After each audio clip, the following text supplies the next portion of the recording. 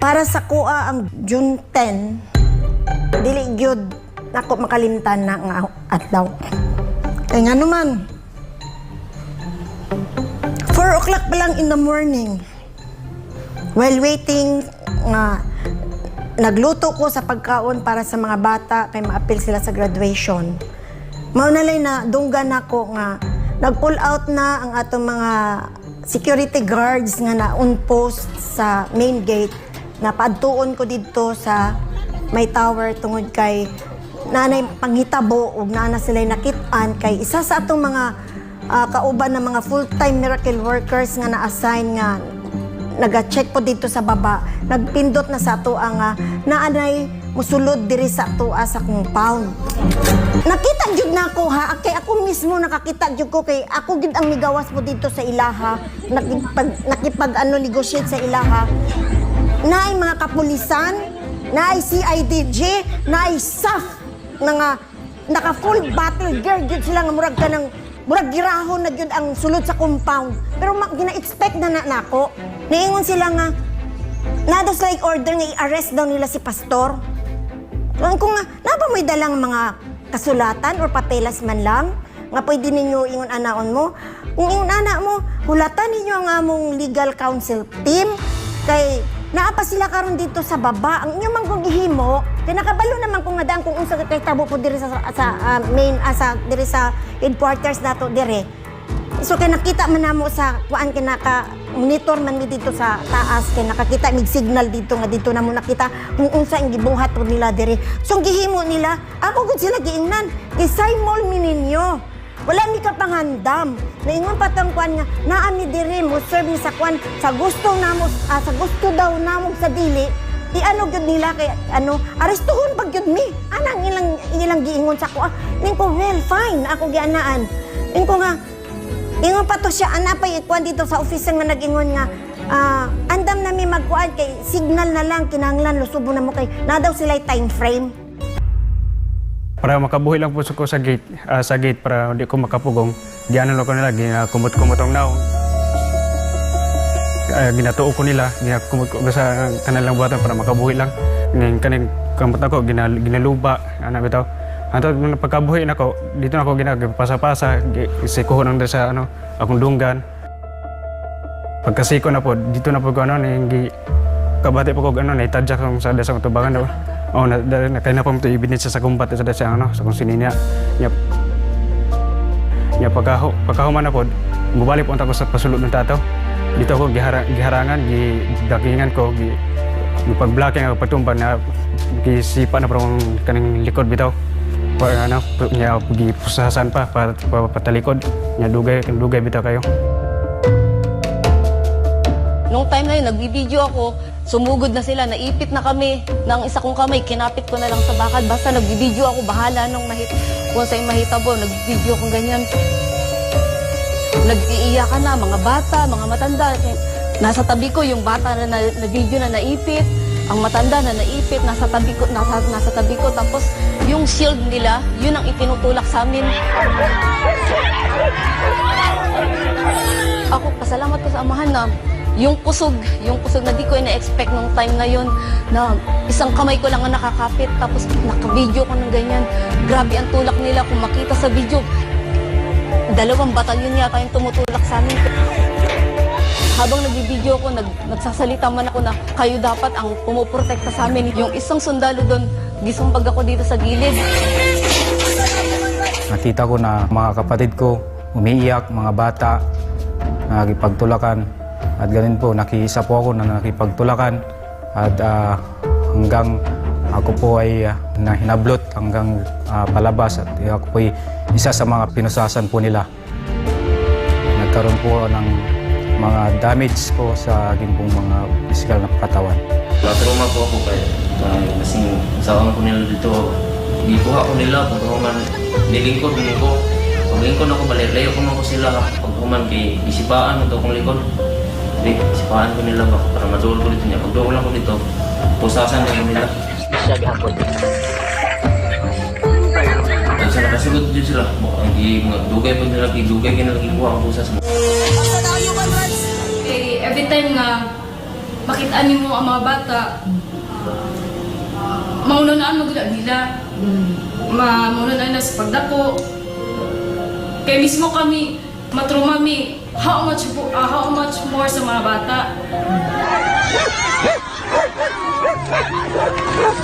Mismo ang mga bata, gusto sila mutabang silang mga ginikanan nga nalito ang mudepensa nga dili makasunod ang mga armado.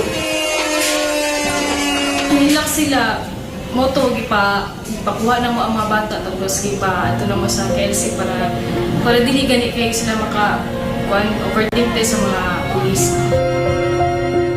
Ako nakahilak dyan kung nakakita ko kang Hector. Mabitaw ito nga nakaingon dyan ko nga ang inyong ibuhat na yun na epekto sa mga bata. Tungkol kay dili lang kami ang namuyo dire na ay mga bata nga namuyo dire sa compound. Ang inyong ibuhat dili yun na mo kalimtahan kay sukad-sukad. Sa 32 years na akong nanako dire sa kingdom, wala yun minaka-experience ana. Kalit-kalit lang ingon ana lang kasayo, nag-ingon ana mo sa mga na wala nga mong respeto sa inyo ha.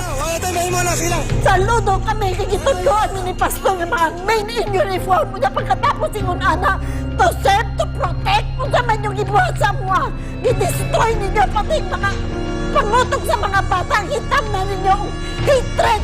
This is pili na maong itudlo sa mga. Alam po natin yung high profile nature po ng ating subject at maging yung iba pa pong mga akusado at syempre po yung lugar kung saan po natin na in-implement itong mga service of warrant ay ina-expect po natin na may mga matatagpuan po tayong mga tao doon na possibly ay talagang magkakaroon po ng konting tensyon. Kaya nga po sabi ko nga po, nag-deploy po tayo ng more than the usual na mga PNP personnel. Ang intention po talaga dito is to really maintain yung peace and security during the implementation of search warrant and of course to prevent any unforeseen incident that would lead to a further serious incident na ayaw nating mangyari. Kaya nga po sabi nga natin ay nagpapasalamat tayo. Wala naman pong naitala na any major injuries on the part of the PNP personnel who were there during the implementation of warrants of arrest as well as dun sa kabilang site.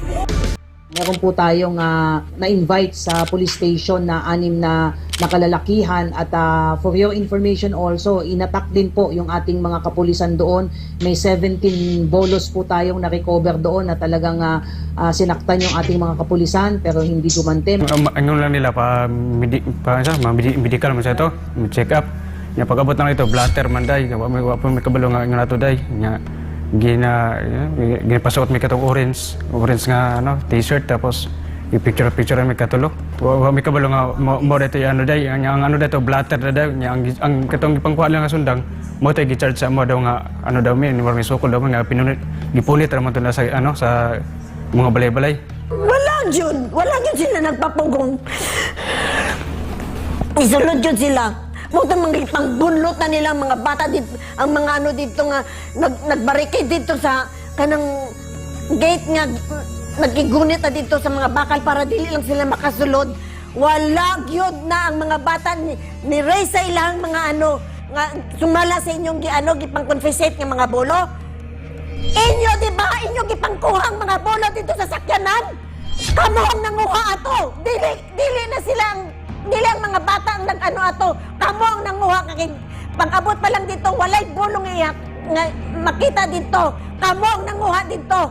Unya himuon ninyo na nga may gigamit na mo mga bakakon mo. Katong mga bulo, mao to ginagamit sa mga bata kay after sa devotional, mudiretso na sila sa ilang mga trabaho. Sa farm, nami Rose Farm. Dako kaya mong Rose Farm dito. 5 hektarya. Hala na, hindi na ako makabati ng sakit, hindi na ako makabati ng basta ang alam ko na mabidyoan ko tanang napangitabo. Bahala na, kung mamatay ako that time, so be it. Basta ako puprotektahan ko ang dapit na gisalig sa amin ni Pastor. Modepensa kami para kay Pastor, kaya isa rin ako sa nakawitness sa pagkamaayo ni Pastor, isa ako sa binago ni Pastor, isa ako sa inalagaan ni Pastor. So, ako, ang buhay ko ngayon, wala ako ngayon dito kung wala si Pastor. Ang dami nga makiglaban, bisan pag kung sa may tabo kay nakamong kinabuhi, wala na rin bili. Kaya nga naman, namin ginaprotektahan. Namatay man may mabuhi tungkol sa pagkamaayo ni pastor nga gihatag sa ako. Mapuyo matay ko direk pila ka tuig, pila ka dekada kung inaana sa pastor. Daghanang ministry nga gihatag sa ako.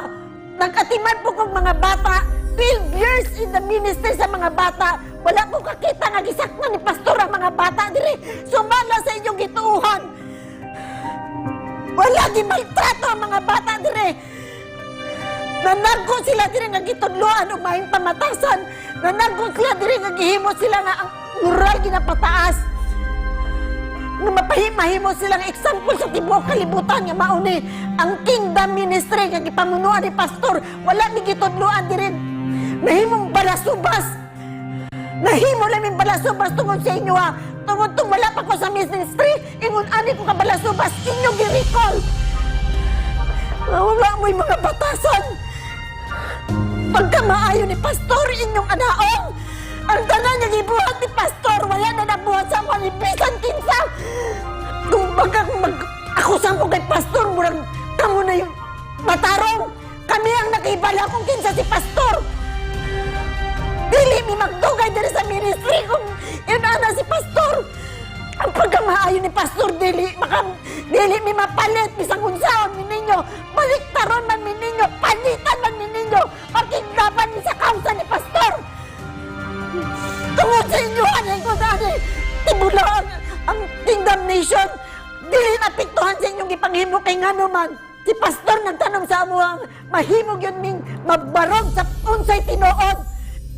Nakita po natin ang personal na testimonya mismo ng mga missionary, mga members ng Kingdom of Jesus Christ na patunay sa totoong pangyayari sa kabila po ng ibang mga anggulo na ipinapalabas ngayon ng pambansang pulisya ukol dito. Maliban pa rito, isang malaking katanungan para sa legal counsel ng Kingdom of Jesus Christ ang pagpapadala ng daan-daang PNP Special Action Force sa pagsisilbi ng warrant of arrest kay Pastor Apollo C. Kibuloy.